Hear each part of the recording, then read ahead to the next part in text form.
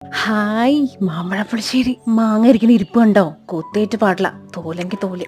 എന്തൊരു ടേസ്റ്റ് അതിന്. മാമ്പഴപ്പുളിശ്ശേരി ഉണ്ടാക്കാനേ വല്ലിക്കമ്മേലേ 3 മാങ്ങയൊക്കെ എടുത്തിട്ടുണ്ട് കേട്ടോ. ഇതിലേ മുഴുവൻ പുളിശ്ശേരി ആവോന്ന് കണ്ടറിയണം. തോല് കളഞ്ഞ് പഴുത്ത മാങ്ങേ, പച്ചമുളക്, ഉപ്പ്, മഞ്ഞപ്പൊടി, ശർക്കര പാവം, കുറച്ച് വെള്ളം ഒഴിച്ചിട്ടേ വേവിക്കാൻ കൊണ്ട് വെക്കുക. മൺചട്ടി ഉണ്ടെങ്കിൽ അതിൽ തന്നെ വെക്കണം കേട്ടോ. പിന്നെ നാളികേരത്തിലുണ്ടല്ലോ ഇച്ചിരി നല്ല ജീരകവും ഒരു നുള്ള മഞ്ഞപ്പൊടിയും ലേശം വെള്ളം ഒഴിച്ചിട്ട് വെണ്ണ പോലെ അങ്ങോട്ട് അരയ്ക്കുക.